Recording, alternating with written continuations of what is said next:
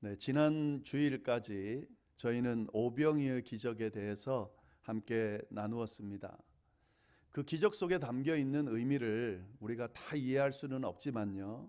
그래도 예수님께서 행하신 수많은 기적 중에서 사복음서가 딱 기록하고 있는 기적은 오병이의 기적밖에 없다라고 하는 사실, 그 중요성에 대해서는 우리가 이해를 잘 했으리라 생각이 듭니다. 비록 완벽하게 이해는 못했지만 그래도 저희가 나눈 이야기들을 좀 잘 기억을 하시면서 염두에 두시고 그 말씀 늘 다시 한번 또 묵상하시고 그렇게 그 안에 담겨 있는 의미들을 조금씩 더 알아갈 수 있기를 바랍니다. 그런데 저희가 오병이의 기적에 대한 논의를 이렇게 마쳤는데요. 근데 아직 알아봐야 되는 부분이 하나가 남아 있습니다. 이 오병이의 기적을 완벽하게 이해하기 위해서 하나 더 알아볼 필요가 있는데요. 그게 바로 칠병이어 기적입니다. 떡 7개와 물고기 2마리로 4,000명을 먹인 예수님의 기적, 이 칠병이어의 기적도 우리가 알아야 오병이의 기적의 의미를 완전하게 알 수 있게 됩니다. 이 칠병이어의 기적은 마태복음과 마가복음에만 기록되어 있습니다. 그리고 이 오병이어의 기적과 거의 흡사해요. 그러다 보니까 이 칠병이어의 기적에 그렇게 관심을 안 가지는 분위기예요. 왜냐하면 같으니까요.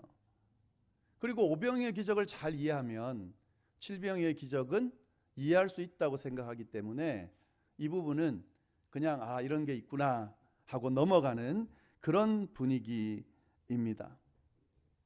그런데 그렇게 오병이어의 기적과 유사하고 오병이어의 기적을 이해하면 칠병이어의 기적을 이해할 수 있다. 만약에 그렇다라고 하면 성경이 굳이 그 칠병이어의 기적을 기록했을까 하는 거죠. 성경은 정말 필요한 이야기들만 기록하고 있거든요. 그런데 오병이어의 기적으로 이해할 수 있는 내용을 비슷한 사건을 하나 더 이야기하면서 굳이 기록할 필요가 있었을까 하는 거죠. 그건 아니겠죠.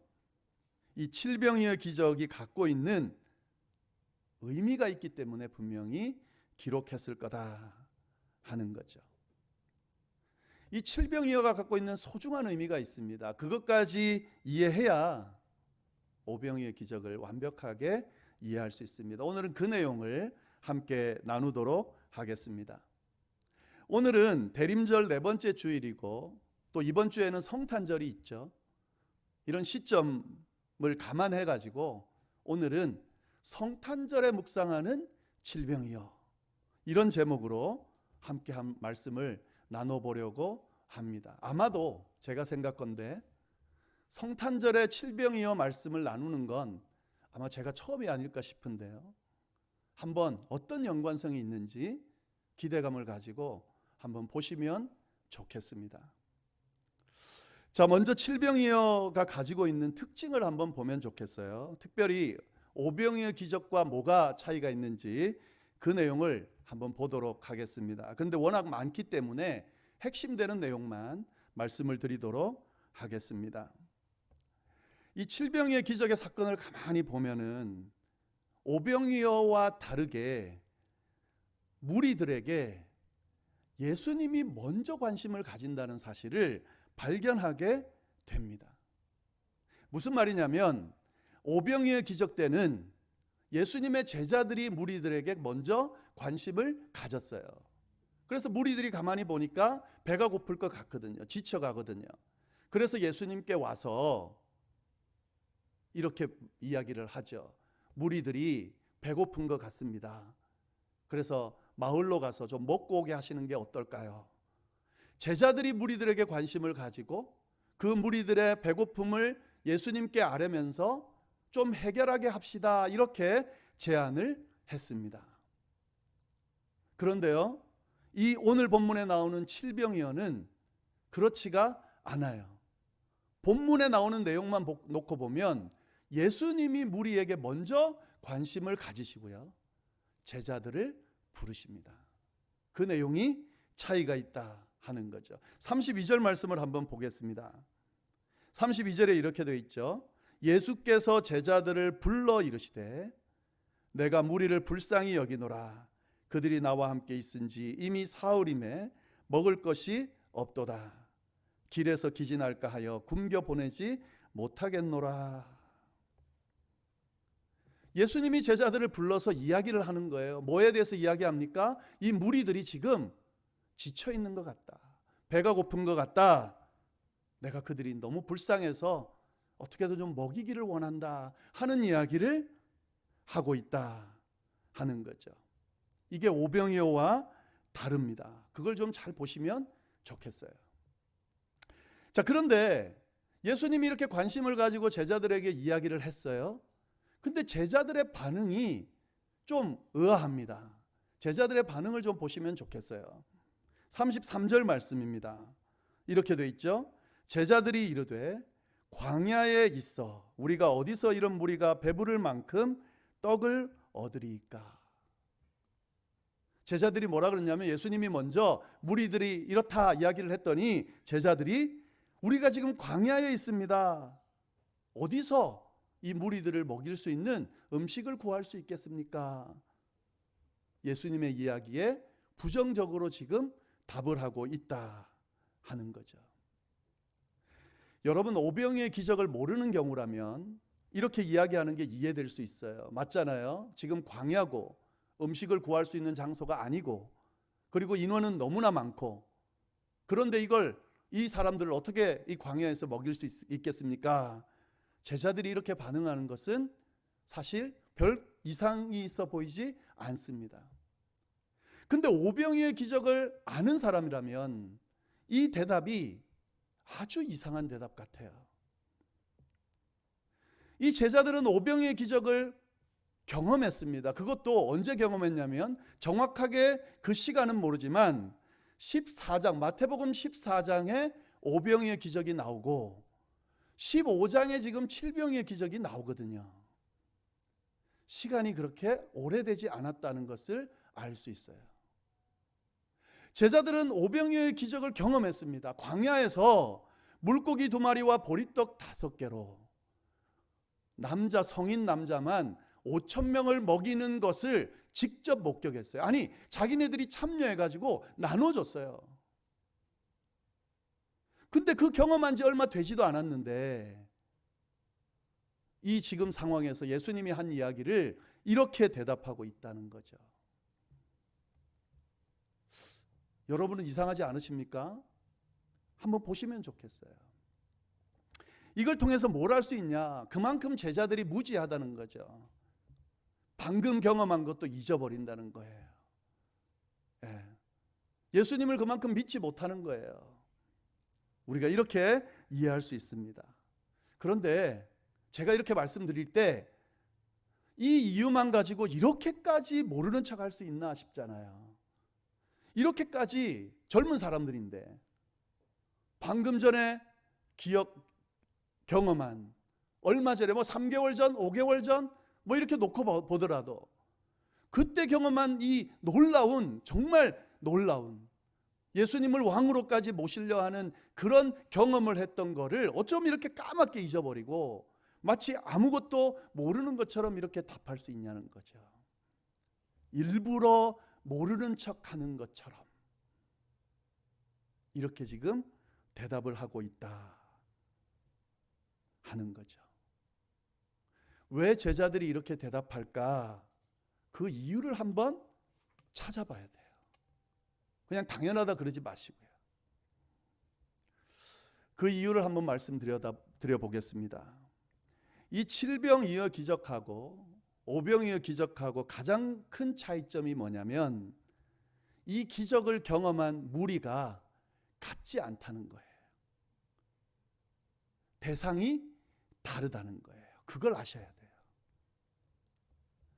예수님께서 행하신 이 오병이어의 기적을 경험한 대상하고 예수님이 행하신 이 칠병이어의 기적을 경험한 대상하고 그 대상이 그 무리가 같은 무리가 아니라는 거예요. 무슨 말인지 제가 말씀을 드리겠습니다. 예수님께서 칠병이어를 행하신 그 장소를 우리가 좀 잘 보면 좋겠어요. 어느 장소인지 우리가 알 수 있는데 오늘 본문에는 없는데요. 그 앞에 보시면 29절에 예수님이 어디에 계신지, 이 제자들과 어디에 있는지를 알려줍니다. 15장 29절 제가 한번 읽어볼게요. 이렇게 되어 있습니다. 예수께서 거기서 떠나사 갈릴리 호숫가에 이르러 산에 올라가 거기 앉으시니. 이렇게 되어 있어요. 갈릴리 호숫가 어느 산에 예수님이 앉으셨다. 그리고 거기에서 칠병이의 기적을 행하셨다. 이렇게 연결할 수 있습니다. 근데 여기서 산이라고 하지만 우리 애리조나 사는 사람들은 잘 알죠. 광야산이 나무가 많거나 그런 곳이 아니라 그 산도 마찬가지로 광야일 거예요. 그곳에 앉아 계신데 그곳이 어디냐는 거죠. 그걸 알려면은요, 거기서 떠나사, 요걸 좀 보셔야 돼요. 거기서 떠났다는 거예요. 거기서 떠나서 지금 이곳으로 왔다는데 도대체 거기가 어디냐 하는 거죠. 거기가 어디냐면 마태복음 15장 21절 더 앞에 보면은 이렇게 돼 있어요. 예수께서 거기서 나가사 두로와 시돈 지방으로 들어가셨다. 두로와 시돈 지방으로 들어가셨다가 거기를 지나서 지금 이곳으로 왔다 하는 말입니다. 그런데 마태복음은 안 나오는데요, 마가복음에 보면 뭐라고 돼 있냐면 정확하게 그 표현을 해놨는데 두로와 시돈을 지나서 예수님이 데가볼리 지방을 통과해서 갈릴리 호수에 이르렀다. 이렇게 마가복음은 기록하고 있습니다. 두로, 시돈, 데가볼리. 여러분 이 지역이 어딘지 아세요? 이 지역이요, 이스라엘 땅이 아니에요. 유대 땅이 아니라고요. 그럼 어디입니까? 이방 땅이에요. 이방 땅. 예수님은 지금 두로와 시돈, 데가볼리를 거쳐서 이방 땅에서 사역을 하시면서 그 이방 땅을 지나시고 갈릴리 지역 중에 호수 주변에 이방 땅 지역인 어느 산에 지금 머물렀다 하는 그런 의미가 되는 겁니다. 거기서 칠병이의 기적을 행하셨어요. 그러면 그 칠병이의 기적을 행했던 그 장소에 모여있던 무리는 누구일 확률이 높습니까? 이방인들이죠. 이방인들. 오병이의 기적은 누구에게 행했습니까? 유대인에게 행했어요. 칠병이의 기적은 누구에게 행했습니까? 이방인에게 행했다 하는 거죠. 이게 차이점입니다. 자, 이 이해를 가지고 다시 한번 제자들의 답을, 제자들의 반응을 한번 들여다 보겠습니다. 왜 제자들이 그런 반응을 보였을까요?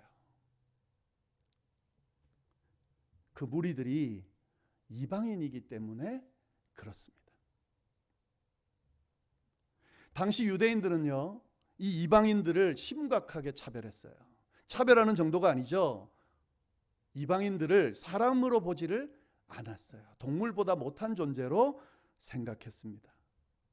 하나님의 백성인, 선택받은 백성인 유대 사람들, 이스라엘 백성이 아니면 다 하나님의 심판을 받아서 멸망할 존재로 생각했습니다. 버림받은 존재로 생각했다 하는 거죠. 그래서 그들은 아예 사람 취급도 안 했어요. 자, 제자들이 누굽니까? 유대인이에요. 제자들이. 마찬가지겠죠. 제자들도 이방인들을 이런 관점으로 바라봤을 거예요. 예수님께서 이방 땅에 가가지고 그들을 고치시고 가르치는 모습을 보면서 제자들이 어떤 생각을 했을까 충분히 추측할 수 있습니다. 왜 저러시지? 왜 유대인이 아닌 이방 사람들, 그것도 우리가 사람 취급도 안 하는 그곳에 가서 저렇게 그들을 고치시고 그들에게 복음을 전하실까? 아마 못마땅해 했을 수도 있을 것 같아요.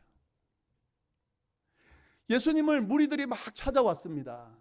제자들의 관심 속에는 이 무리들은 없는 거죠. 왜? 그들은 이방인이니까요.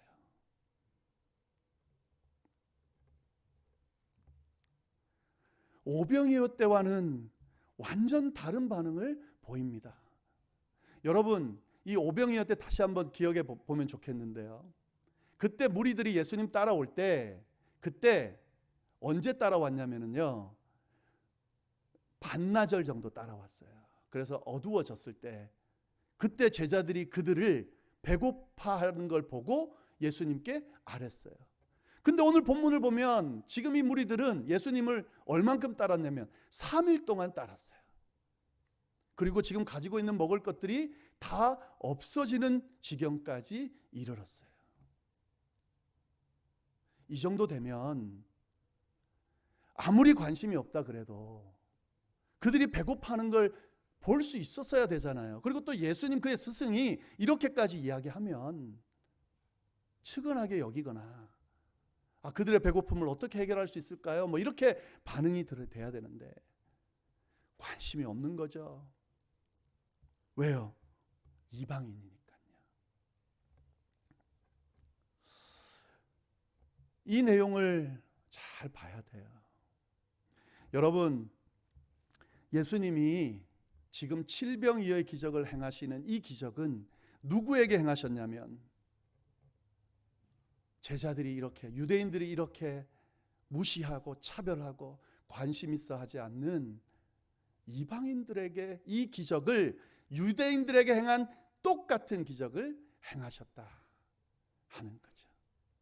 그리고 그 앞에 나오는 내용들 29절부터 31절을 보면 예수님이 어떤 일을 행하셨는지 아주 자세하게, 칠병이어 기적 행하기 전에 어떤 일을 행하셨는지를 자세하게 기록하고 있어요. 한번 제가 읽어볼게요. 한번 들어보세요. 예수께서 거기서 떠나사 갈릴리 호숫가에 이르러 산에 올라가 거기 앉으시니 큰 무리가 다리 저는 사람과 장애인과 맹인과 말 못하는 사람과 기타 여럿을 데리고 와서 예수의 발 앞에 앉힘에 예수님이 어떻게 했냐면 고쳐주시니 말 못하는 사람이 말을 하고 장애인이 온전하게 되고 다리 저는 사람이 걸으며 맹인이 보는 것을 무리가 보고 놀랍게 여겨 이스라엘의 하나님께 영광을 돌리니라. 그리고 난 뒤에 칠병이의 기적을 예수님이 행하셨다. 여러분, 예수님의 이 모습을 잘 보시기를 바랍니다.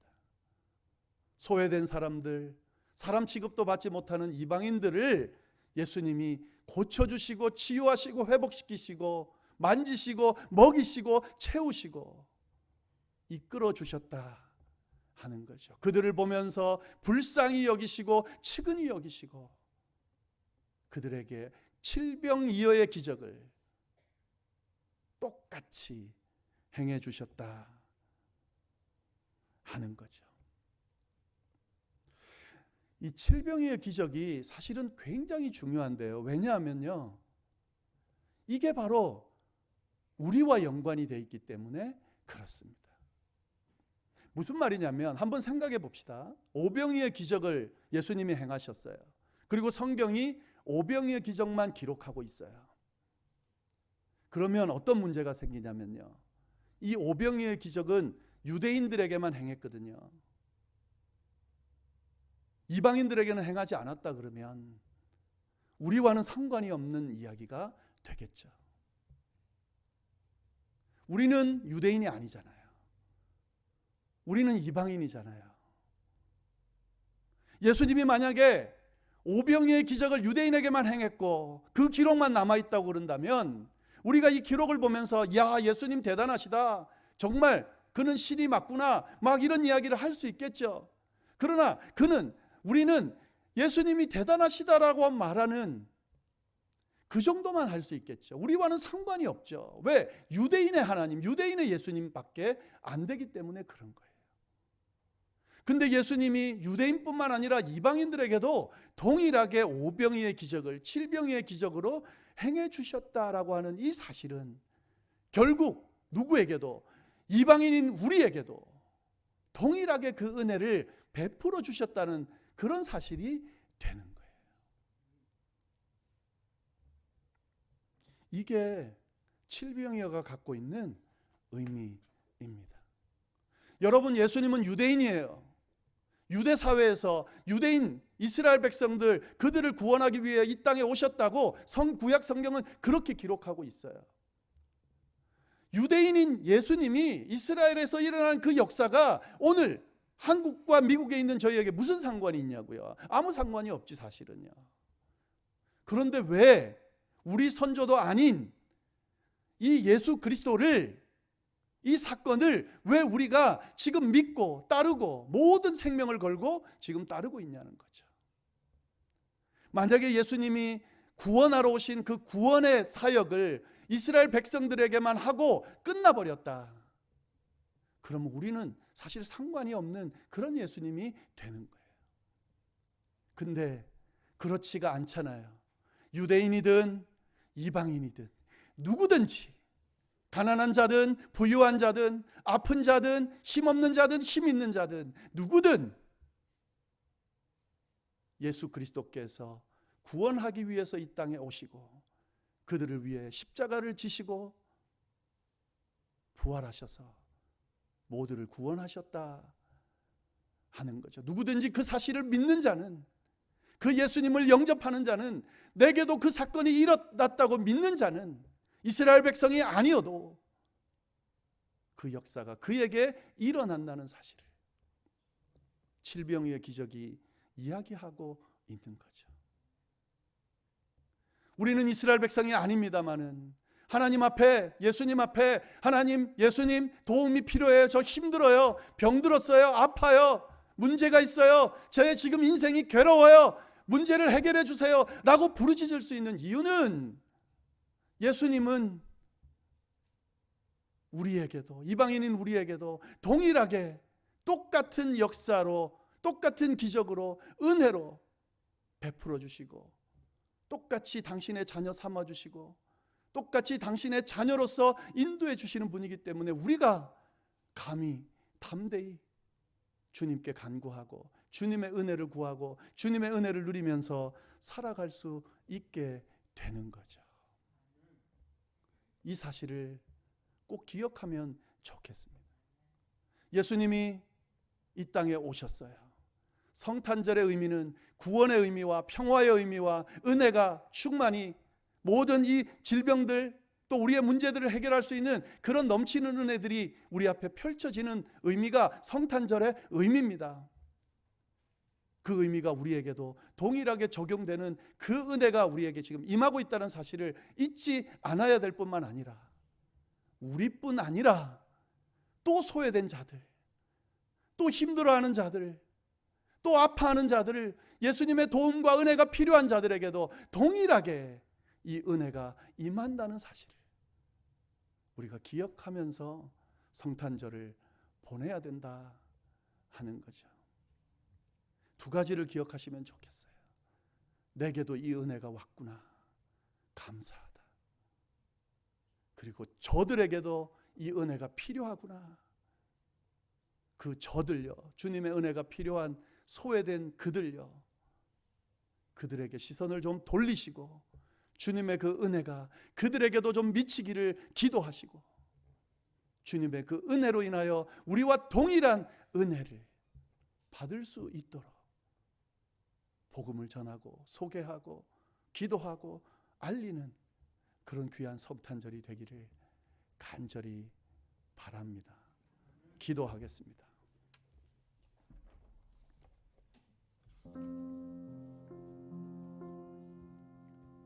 하나님 아버지, 예수님께서 이 땅에 오셔서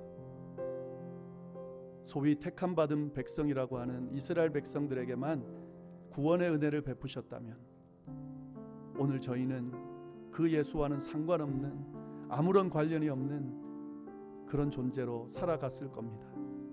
그런데 예수님께서 선택받은 그 이스라엘뿐만 아니라 이방인들, 소외된 자들, 힘들어하는 자들, 아파하는 자들 모두를 위해 구원의 은혜를 베푸셨기에 오늘 저희가 주님 때문에 살게 됐고 주님의 은혜 때문에 살아갈 수 있게 됐습니다. 주여, 참으로 감사를 드립니다. 베푸신 이 은혜를 생각하면서 주님께서 베푸시는 그 또 은혜를 감사하며 감격하면서 그렇게 하루하루 살아가는 저희 모두가 될 수 있도록 인도하여 주옵소서. 이 성탄절 안에 담겨 있는 이 의미를 우리가 기억하면서 감사하는 시간으로, 또 다른 사람을 돌아보는 시간으로 그렇게 보내는 저희 모두가 될 수 있도록 역사하여 주옵소서. 은혜로운 성탄절 다 보낼 수 있게 되기를 간절히 바라며 이 모든 말씀을 살아계신 예수님 이름으로 기도드립니다. 아멘.